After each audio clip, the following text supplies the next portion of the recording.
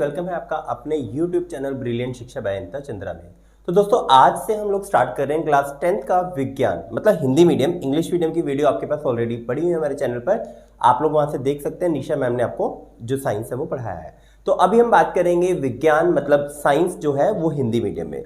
तो चलिए स्टार्ट करते हैं। हमारा चैप्टर है रासायनिक अभिक्रियाएं और समीकरण। तो सबसे पहले हम चैप्टर स्टार्ट करें उससे पहले हम लोग समझ लेते हैं ये दो वर्डिंग यहाँ पर आ रही है, एक रासायनिक अभिक्रिया और दूसरा समीकरण। तो इस चैप्टर को स्टार्ट करने से पहले आपको दो चीजें समझनी है, पहला है फिजिकल चेंज और दूसरा है केमिकल चेंज, मतलब रासायनिक परिवर्तन और भौतिक परिवर्तन। तो सबसे पहले बात कर लेते हैं भौतिक परिवर्तन की। भौतिक परिवर्तन में देखिए क्या एग्जांपल, मैं इस मार्कर को ले रहा हूं, अभी इसकी कैप जो है आपके सामने है, मैं इसको खोल देता हूं। अब इसमें आप देखेंगे इसकी शेप में चेंज हो गया, जो इसकी फ्रंट था वो टिप आपको नजर आ रही है, लेकिन पहले टिप नजर नहीं आ रही थी। तो इसमें क्या हुआ, जैसे मैंने इसको अलग कर दिया है तो क्या हुआ, इसकी शेप में चेंज हो गया। शेप कैसी थी, पहले थी सिलेंडर मतलब आपके बेलनाकार, और अब ये बेलनाकार नहीं है, आगे से शंक्वाकार हो गई है। तो इसी तरह आप और बहुत सारे एग्जांपल ले सकते हैं भौतिक परिवर्तन में, जैसे आपका पेंसिल का टूटना, आप बलून फुलाते हैं, जो गुब्बारा है गुब्बारे को फुलाते हैं तो गुब्बारे की शेप में परिवर्तन होता है। तो ये सारे जो चीजेस हैं वो आपके हैं भौतिक परिवर्तन, जिसमें जो शेप है और साइज है मतलब जो आकार है जो आकृति है वो बदल जाती है, लेकिन जो मटेरियल है वो वही का वही रहता है। जैसे गुब्बारे की बात करें, गुब्बारा रबड़ से बना है, फुलाने के बाद भी वो गुब्बारा ही रहता है, वो रबड़ ही रहती है, ठीक है।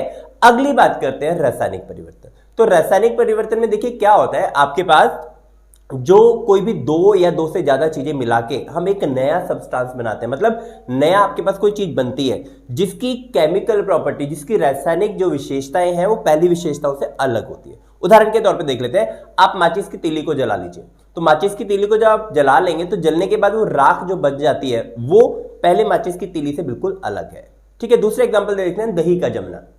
आप दही जब जमाते हैं तो जो दही जमी है और जो दूध था उन दोनों में जो केमिकल प्रॉपर्टीज हैं दोनों में बहुत ज्यादा फर्क है। तो दोस्तों ये था आपका रासायनिक परिवर्तन। तो यहां पर पहली बात है रासायनिक अभिक्रिया। जब हम इन्हीं रासायनिक परिवर्तन को, जब कोई भी चेंज होता है तो इसको हम बोलते हैं रासायनिक अभिक्रिया हो रही है। जैसे उदाहरण के तौर पे ले लें हम मैग्नीशियम रिबन का जलना। आप मैग्नीशियम रिबन को जलाते हो, आपने स्कूल में देखा होगा, उसको जलाने से पहले क्या करना पड़ता है, उसको ऊपर से रब करना पड़ता है, आप रेगमार्क से उसको साफ करते हैं। साफ करने में जब उसको जलाते हैं तो ये क्या हो जाता है, एक रासायनिक अभिक्रिया हो जाती है। फिर अगली बात करते हैं समीकरण की। जब आप इसी रासायनिक अभिक्रिया को किसी सिंबल, उसके जो मेटल है या नॉन मेटल है, जो भी आपकी धातु है, उसके सिंबल्स के रूप में लिखते हैं तो उसको हम बोलते हैं रासायनिक समीकरण। चलिए अगली बात कर लेते हैं रासायनिक समीकरण। एक एग्जांपल हम लोग लिख लेते हैं, यहाँ पर एग्जांपल हम लोग लिख लेते हैं। यहाँ पर हम भी हमने बात की मैग्नीशियम प्लस ऑक्सीजन, उसने रिएक्ट किया तो आपके पास बनेगा मैग्नीशियम ऑक्साइड, ठीक है। अब इसको पहले बैलेंस कर लेते हैं। बैलेंसिंग में आपको बाद में नेक्स्ट वीडियोस में बताऊंगा बैलेंसिंग होती किस तरह से।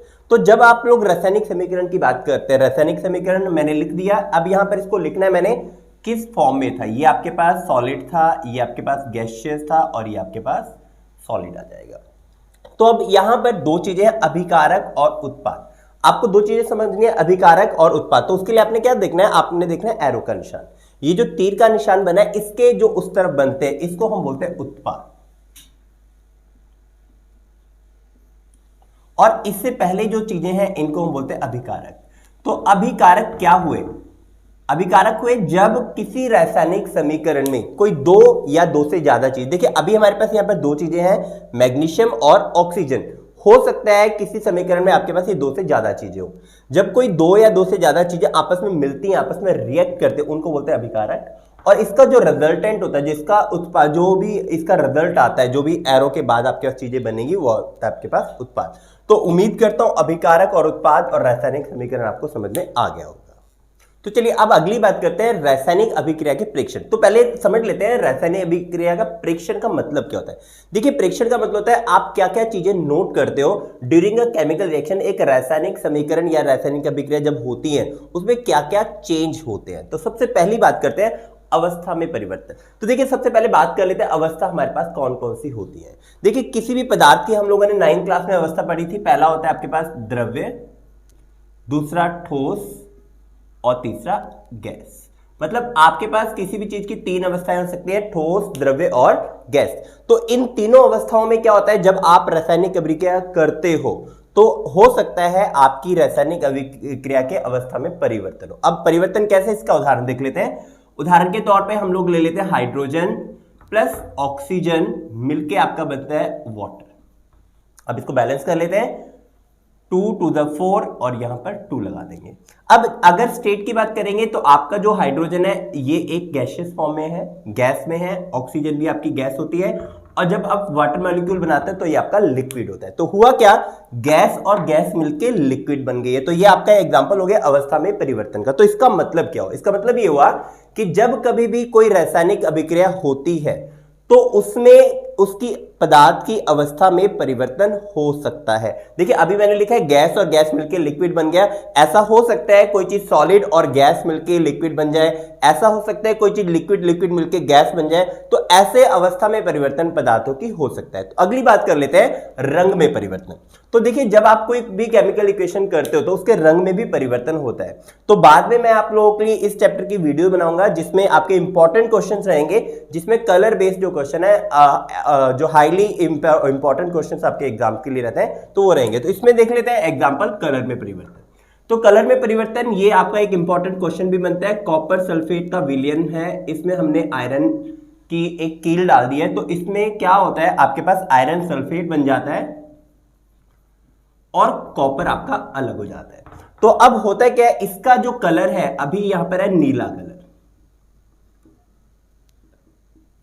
और बाद में इसका कलर जो है वो आपका कुछ हरा कलर बन जाता है, और ये जो है ये भूरे कलर का पदार्थ होता है। तो होता क्या है, यहां पर आपके केमिकल रिएक्शन में आपका जो कलर है वो भी चेंज हो जाता है। तो अब ये इस क्वेश्चन को हम लोग एक बार समझ लेते हैं एग्जाम में किस तरह से पूछा जाता है।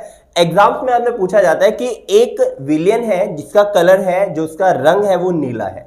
तो उसमें हम लोग क्या करते हैं, एक कील डालते हैं, लोहे की कील। तो लोहे की कील जैसे इसके अंदर डालते हैं तो इसका जो परिवर्तन है, जो कलर है वो हरा हो जाता है और एक भूरे रंग का पदार्थ हमें मिलता है। तो आपको भूरे रंग का पदार्थ पूछ सकते हैं, या हरे रंग का जो मटेरियल है उसका नाम पूछ सकते हैं, या फिर जो नीले रंग का मटेरियल है उसका नाम पूछ सकते हैं। तो पहले इसका नाम देख लेते हैं, ये है कॉपर सल्फेट। तो इसको लिख लेते हैं कॉपर सल्फेट। ये आपके पास आयरन,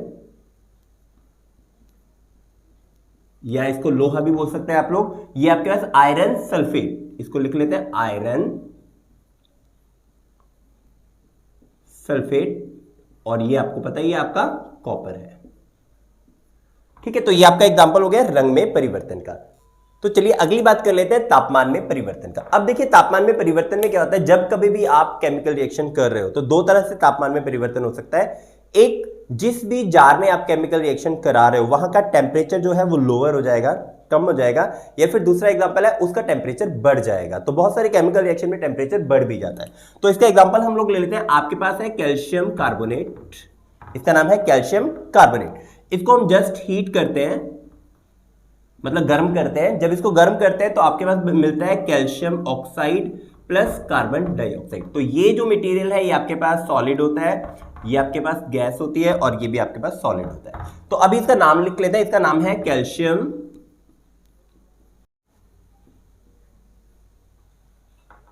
तो चलिए इसका नाम हमने लिख लिया, इसका नाम है कैल्शियम कार्बोनेट, और ये आपके पास है कैल्शियम ऑक्साइड।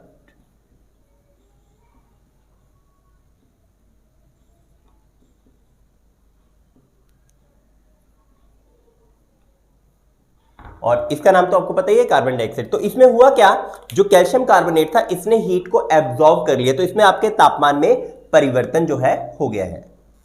तो चलिए अगली बात कर लेते हैं गैस का उत्सर्जन। तो गैस का उत्सर्जन से मतलब क्या है, तो गैस का उत्सर्जन का मतलब है जब कभी भी कोई रासायनिक अभिक्रिया होती है तो उसमें गैस जो है वो निकलती है। तो इसका एग्जांपल भी आप सेम लिख सकते हैं, कैल्शियम कार्बोनेट पर लेंगे तो यहां पर हम लोग देख रहे हैं आपके पास एक गैस निकल रही है जिसका नाम है कार्बन डाइऑक्साइड। तो ये आपका हो गया गैस का उत्सर्जन। चलिए अगली बात करते हैं फॉर्मेशन ऑफ प्रेसिपिटेट, मतलब अवक्षेपण। इसको हिंदी में बोलते हैं अवक्षेपण का बनना। तो अब सबसे पहले हम लोग बात कर लेते हैं प्रेसिपिटेट क्या होता है, अवक्षेपण होता है क्या है।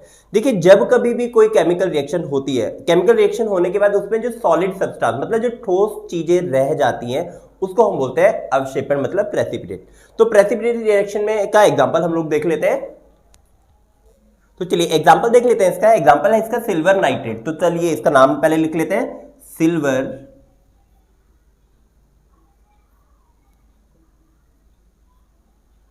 नाइट्रेट। तो सिल्वर नाइट्रेट में ये आपका है सोडियम क्लोराइड,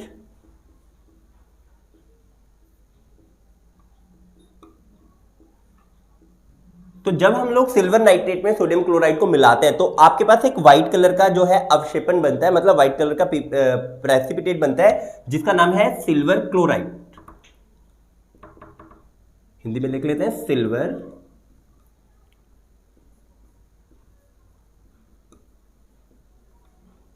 क्लोराइड, और ये आपका है सोडियम नाइट्रेट।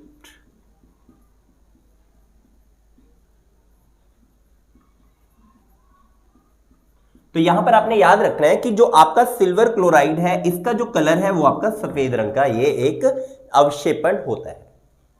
चलिए तो अगली बात करते हैं, एक बड़ा इंपॉर्टेंट क्वेश्चन है, 1 मार्क का क्वेश्चन आपको बार बार आ जाता है, कंकाली समीकरण किसे बोलते हैं इंग्लिश में, what is skeletal chemical equation. देखिए 1 नंबर का क्वेश्चन है, बार बार आपको आ जाता है, लेकिन इसे समझने से पहले आपको समझना है संतुलित रासायनिक समीकरण क्या होते हैं।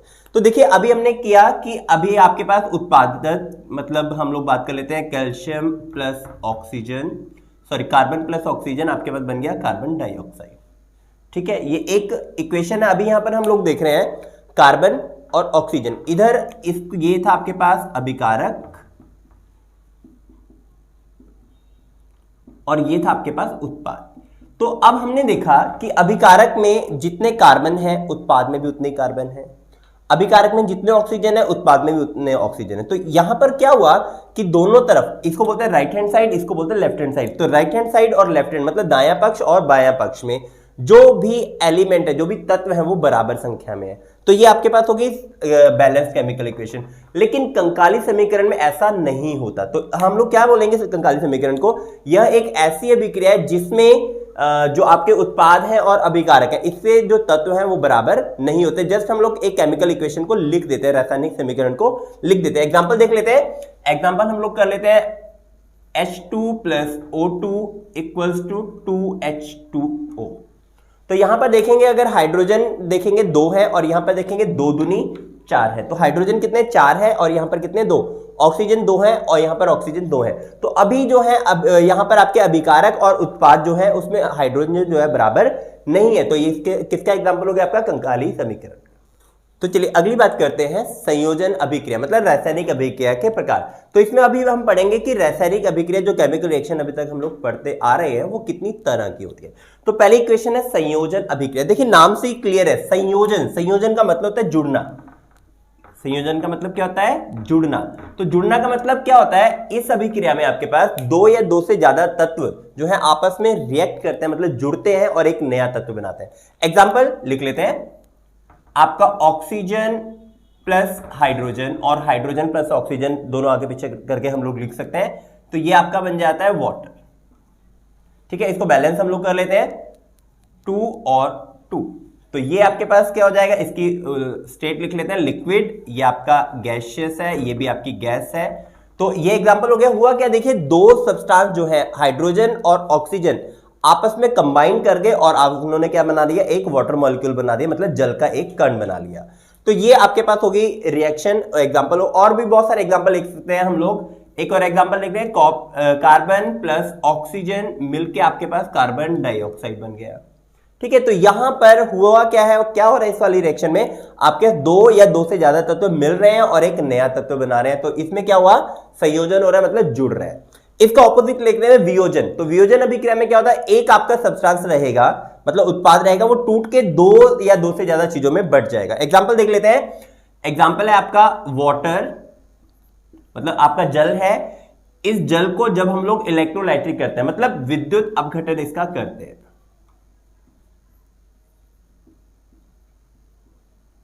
जब इसका विद्युत अपघटन होता है तो ये क्या बन जाएगा, हाइड्रोजन अलग हो जाएगा और ऑक्सीजन अलग हो जाएगा। अगेन बैलेंस कर लेते हैं इसको।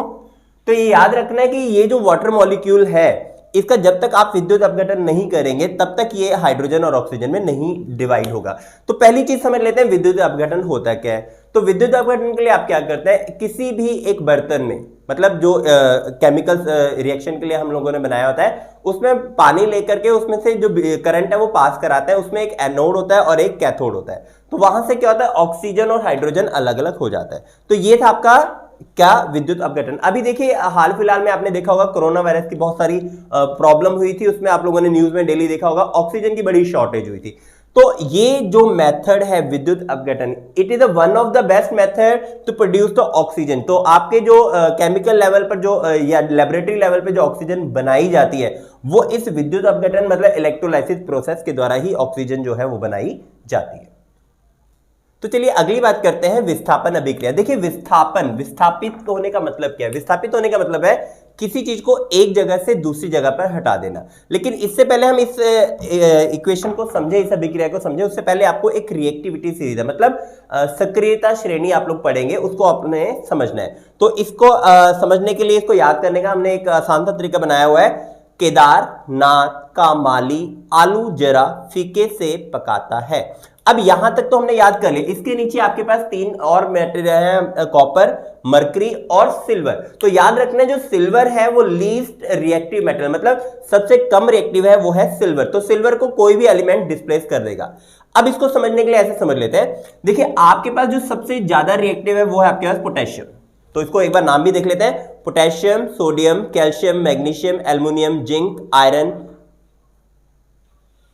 पहले इस रिएक्टिविटी सीरीज में समझ लेते हैं कौन कौन से एलिमेंट हैं और उसका यूज क्या है। ठीक है, तो चलिए सबसे पहले देखते हैं। याद करने का तरीका हमने देख लिया था, केदारनाथ का माली आलू जरा फीके से पकाता है, कॉपर, मरकरी और लास्ट में आपका है सिल्वर। तो यहां पर देखते हैं सबसे पहले K for potassium, sodium, calcium, magnesium, aluminium, zinc, iron, tin, lead and hydrogen. अब हाइड्रोजन से जो लीड्स रिएक्टिव है वो है आपके पास कॉपर, मरकरी और सिल्वर।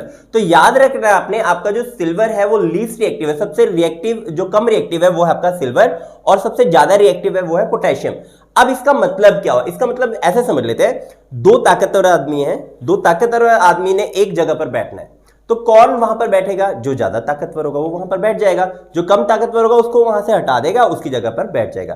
तो यही रिएक्टिविटी सीरीज हमें समझाती है। इसका मतलब अगर और हिंदी में समझना हो इसको ऐसे समझ सकते हैं, जिसकी लाठी उसकी भैंस। मतलब जिसके पास दम है, ताकत है, वो उसको उसकी जगह से हटा देगा और जो कम ताकत वाला है वो वहां से हट जाएगा। तो यहां पर सबसे ताकतवर है आपका पोटेशियम, उससे कम sodium, calcium, magnesium, aluminium, zinc, iron, tin, lead and hydrogen. तो इसके बाद अब देख लेते हैं इसका यूज क्या है। मान लीजिए फॉर एग्जांपल मैं कह लेता हूं सोडियम एक एलिमेंट ए के साथ जुड़ा हुआ है, ये इसका कंपाउंड है, कोई भी अभी हम लोग एग्जांपल ले रहे हैं। इस यहां पर पोटेशियम आ जाता है, तो क्या होगा? जो पोटेशियम है वो सोडियम से ज्यादा ताकतवर है ना। तो ताकतवर है तो क्या करेगा? ये इसको इसी जगह से हटा देगा। तो रिएक्शन क्या होगी हमारे पास? रिएक्शन हो जाएगी, पोटेशियम जो है ए के साथ लग जाएगा और सोडियम को वहां से निकाल देगा। ठीक है, तो यही हमारी डिस्प्लेसमेंट रिएक्शन है। तो डिस्प्लेसमेंट रिएक्शन जब कभी भी आपने करनी है, आपने इस रिएक्टिविटी सीरीज को ध्यान रखना है, जो ज्यादा रिएक्टिव एलिमेंट है वो कम रिएक्टिव एलिमेंट को वहां से हटा देगा। तो चलिए एग्जांपल देख लें विस्थापन अभिक्रिया का। विस्थापन अभिक्रिया में हम देख लेते हैं कॉपर सल्फेट प्लस आयरन। ठीक है, अब ये एक रिएक्शन है, ये 2 हमारे पास अभिकारक हो गए। जब इसकी रिएक्शन करेंगे तो सबसे पहले हमने देखना है रिएक्शन होगी या नहीं होगी। तो कैसे पता लगेगा? आपको पता लगेगा आयरन देखना है और कॉपर देखना है। तो मैं रिएक्टिविटी सीरीज में आ जाता हूं। मैंने देखा आयरन आपका यहां पर है और कॉपर आपका नीचे है, हाइड्रोजन से भी नीचे है। तो इसका मतलब क्या हो? ताकतवर ज्यादा कौन है? आयरन ज्यादा ताकतवर है और कॉपर कम ताकतवर है। तो इसका मतलब होगा क्या? आयरन जो है कॉपर को उसके सब्सटेंस से हटा देगा, उसके सॉल्यूशन से हटा देगा। तो होगा क्या? ये आपके पास बन जाएगा आयरन सल्फेट प्लस रह क्या जाएगा आपके पास? कॉपर रह जाएगा। तो इस रिएक्शन को हम पहले भी कर चुके हैं, मैं अभी नाम नहीं लिख रहा हूं, नाम मैं आपको बता रहा हूं। कॉपर सल्फेट प्लस आयरन, यहां पर बना आयरन सल्फेट प्लस कॉपर। और इसके कलर की बात कर लें तो इसका कलर होता है ब्लू, इसका कलर होता है ब्राउन, और जब ये रिएक्शन होती है तो इसका कलर होता है ग्रीन और इसका कलर होता है ब्राउन। तो चलिए अगली बात कर लेते हैं द्विविस्थापन मतलब डबल डिस्प्लेसमेंट रिएक्शन। इसमें भी आपका सेम रिएक्टिविटी सीरीज आपने यूज करनी है। तो इसमें हम लोग देख लेते हैं 2 कंपाउंड। पहला कंपाउंड है copper sulphate plus sodium chloride. तो यहां से हमने देखना है एक जो ज्यादा रिएक्टिव एलिमेंट है वो कम रिएक्टिव को उसके साथ से हटा देगा और उसकी जगह दूसरा जो एलिमेंट वहां पर लग जाएगा। तो यहां पर हमने देखना है 2 चीजें, कॉपर एंड सोडियम। तो देखिए यहां पर रिएक्टिविटी सीरीज में देख लेते हैं केदारनाथ का माली, तो ये सोडियम है आपका ऊपर और जो कॉपर है वो है नीचे। तो अब क्या हुआ? इसका मतलब जो सोडियम है वो कॉपर से ज्यादा रिएक्टिव है, तो सोडियम कॉपर को उसके सॉल्ट से हटा देगा। इसका मतलब सोडियम लग जाएगा कॉपर की जगह और कॉपर लग जाएगा सोडियम की जगह। तो क्या बनेगा सॉल्यूशन आपके पास, सोडियम सल्फेट Na2SO4 प्लस आपके पास बना कॉपर क्लोराइड, तो CuCl2। अब देखिए एक प्रॉब्लम यहां पर है। प्रॉब्लम क्या है, प्रॉब्लम आप यहां पर देखेंगे, पहले आप बोलोगे कि कॉपर आयरन सल्फेट बना तो आपने FeSO4 लिखा। जब यहां पर कॉपर सल्फेट था तो सोडियम बना, तो ये आपके पास Na2 क्यों आया, और कॉपर क्लोराइड बना तो Cl2 क्यों आया। तो उसके लिए हम थोड़ा सा बेसिक में वापस चले जाते हैं। देखिए आपके पास जो सल्फेट ग्रुप है, सल्फेट ग्रुप की वैलेंसी होती है 2 नेगेटिव। ठीक है, सल्फेट ग्रुप की वैलेंसी कितनी है, 2 नेगेटिव, और आपने सल्फेट ग्रुप के साथ मिलाया सोडियम को, तो सोडियम की वैलेंसी है 1+। तो जब ये आपस में कंबाइन करेगा तो आपके पास बनेगा Na, और ये 2 इधर आ जाएगा Na2SO4, इसलिए Na2SO4 बना। अगर बात करते हैं कॉपर सल्फेट की, तो कॉपर की वैलेंसी ये होती है 2 और सल्फेट की वैलेंसी होती है 2, तो 2 से 2 कैंसिल, इसलिए जब आपस में ज्वाइन करेगा तो ये बनेगा कॉपर सल्फेट। ठीक है, तो इसलिए कंफ्यूज नहीं होना, आप लोगों ने याद रखना है। अब इसका नाम देख लेते हैं, copper sulphate, sodium chloride, sodium sulphate, copper chloride. चलिए अगली बात कर लेते हैं, अभिक्षेपण अभिक्रिया। देखिए अभिक्षेपण अभिक्रिया हम लोग पहले टाइप ऑफ केमिकल रिएक्शन में कर चुके हैं, तो अभी से दोबारा से कर लेते हैं। इसमें होता है कि आपके पास एक प्रेसिपिटेट बनता है, मतलब अभिक्षेपण बनता है। अब अभिक्षेपण क्या होता है, एक ठोस पदार्थ होता है जो केमिकल रिएक्शन के बाद टेस्ट ट्यूब में बच जाता है। तो इसमें एग्जांपल देख लेते हैं हम लोग। एग्जांपल है आपके पास AgNO3, मतलब सिल्वर नाइट्रेट, प्लस अगर ये कंबाइन करेगा आपके पास NaCl के साथ, NaCl आपके पास क्या है, सोडियम क्लोराइड। तो जब ये आपस में कंबाइन करेगा तो होगा क्या, आपका सिल्वर जो है वो क्लोरीन के साथ रिएक्ट करेगा, मतलब सिल्वर क्लोराइड बन जाएगा आपके पास AgCl। और अब देखिए सिल्वर क्लोराइड के साथ हो गया, तो सोडियम किसके साथ आ जाएगा, नाइट्रेट के साथ, मतलब सोडियम NaNO3 आपके पास बन जाएगा।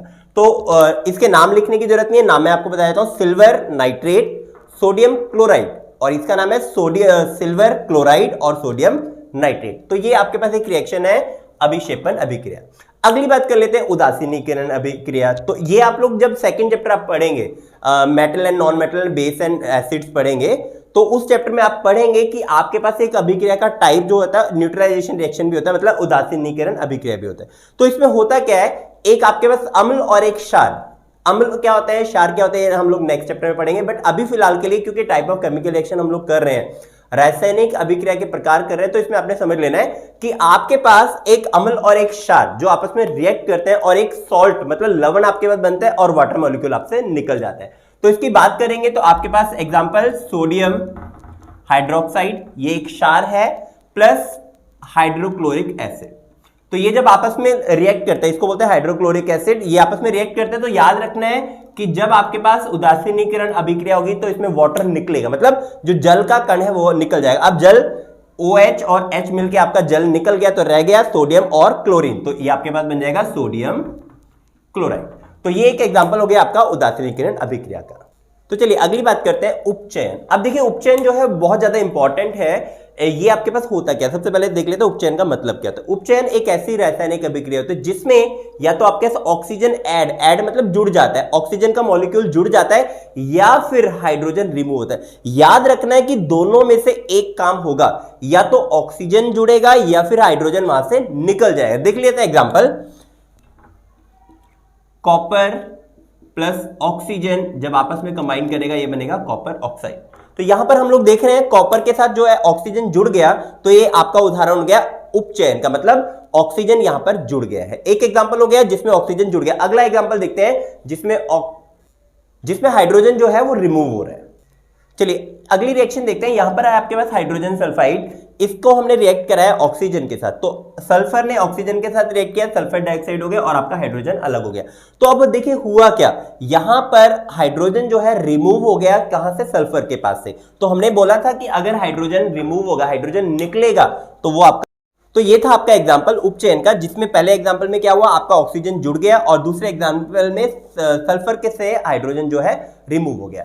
तो चलिए अगली बात करते हैं अपचयन की। तो देखिए अपचयन का मतलब क्या है। अपचयन है ऐसी अभिक्रिया जिसमें हाइड्रोजन है जुड़ जाता है या फिर ऑक्सीजन निकल जाता है। याद रखना यहां पे और है, और मतलब या तो ये होगा या ये होगा, दोनों नहीं होंगे।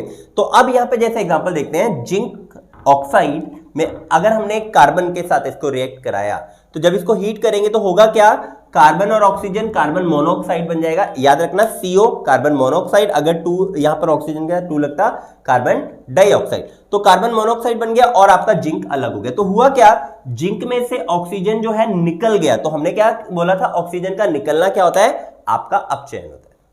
बात करते हैं रिडॉक्स अभिक्रिया। देखिए ये उस तरह की अभिक्रिया होती है जिसमें ऑक्सीडेशन और रिडक्शन मतलब उपचयन और अपचयन दोनों एक साथ होता है। तो एग्जांपल देख लेते हैं। एग्जांपल के लिए हम लोग ले लिया कॉपर ऑक्साइड प्लस इसको हमने ट्रीट किया हाइड्रोजन के साथ। तो जब आप रिएक्ट करेंगे तो आपके पास क्या बनेगा, आपके पास बनेगा H2O, मतलब वाटर जो है वो अलग हो गया प्लस कॉपर आपका अलग हो गया।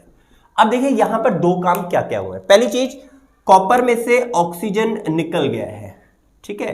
तो ऑक्सीजन के निकलने को हम लोग क्या बोलते हैं, रिडक्शन बोलते हैं, मतलब अपचयन बोलते हैं। तो इसका मतलब यहां पर क्या हुआ, आपका अपचयन हो गया। उसके बाद दूसरी चीज हमने बोला था ऑक्सीजन का जुड़ना। तो किसका जुड़ा है, किसके साथ ऑक्सीजन जुड़ा है, हाइड्रोजन के साथ ऑक्सीजन जुड़ गया, तो ये आपका हो गया उपचयन। तो इसका मतलब क्या हुआ, एक ऐसी अभिक्रिया जिसमें अपचयन और उपचयन दोनों एक साथ होते हैं, उसको हम बोलते हैं रिडॉक्स रिएक्शन। तो चलिए अभी एक हमारा टाइप रह गया था वियोजन अभिक्रिया। ये हम लोग पहले से पढ़ चुके हैं। वियोजन का मतलब होता है टूटना। तो इसमें हमारे पास 3 तरह के वियोजन होते हैं, उसको एक बार देख लेते हैं। पहला है विद्युत वियोजन।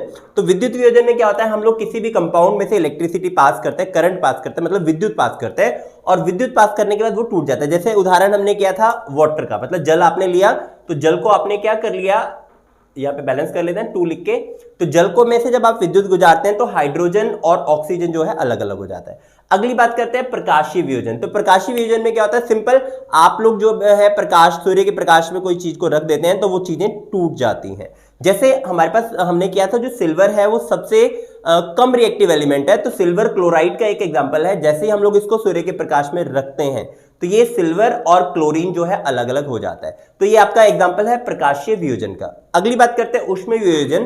तो ऊष्मीय वियोजन में क्या होता है, हम जैसी ऊष्मा पास करते हैं किसी भी कंपाउंड में से तो वो टूट के अलग कंपाउंड में बन जाता है। तो जैसे आपके पास था आयरन सल्फेट, इसको जैसे हम ऊष्मा देते हैं, जैसे इसमें ऊष्मा मिली से तो क्या हुआ, इसका iron oxide plus sulphur dioxide plus sulphur trioxide, तो ये कंपाउंड आपके टूट गए।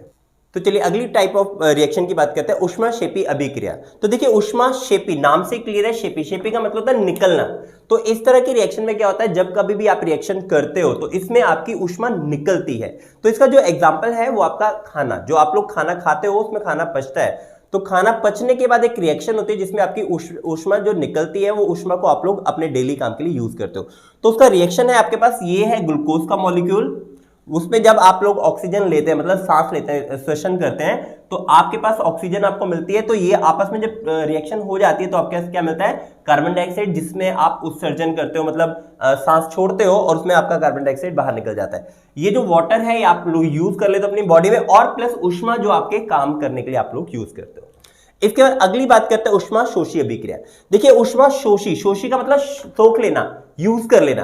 तो ये रिएक्शन वो रिएक्शन होती है जिसमें एनर्जी जो है वो रिएक्शन इन्वॉल्व यूज कर लेती है। तो अब देखिए एग्जांपल, आपके पास कार्बन मोनोऑक्साइड था, 2 मॉलिक्यूल ऑफ हाइड्रोजन लिए, तो हमने 300 डिग्री सेल्सियस पर इसे गर्म किया। तो इस रिएक्शन ने क्या किया, 300 डिग्री का जो सेल्सियस का टेम्परेचर था उसको यूज कर लिया, और 300 एटमॉस्फेरिक प्रेशर और जिंक ऑक्साइड और क्रोमियम ऑक्साइड जो है यहाँ पर रिएक्टेंट मतलब रहते हैं, वो इस रिएक्शन में इन्वॉल्व तो नहीं होते बट ये रिएक्शन को अंडरटेक करते हैं।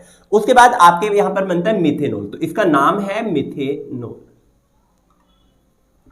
तो दोस्तों ये थी आपकी ऊष्माक्षेपी और ऊष्मा शोषी। तो इसी के साथ हमारी जो टाइप ऑफ रिएक्शंस हैं वो हमारे पास कंप्लीट हो गई है। नेक्स्ट वीडियो में हम लोग इस चैप्टर के बाकी बचे हुए कंसेप्ट करेंगे। होप सो आप लोगों ने एंजॉय किया होगा, आपको समझ में आया होगा। अगर आपका अब इंटरेस्ट हो गया साइंस में इन वीडियो को देखने का तो प्लीज वीडियो को लाइक, शेयर और सब्सक्राइब करना मत भूलें। Thank you very much.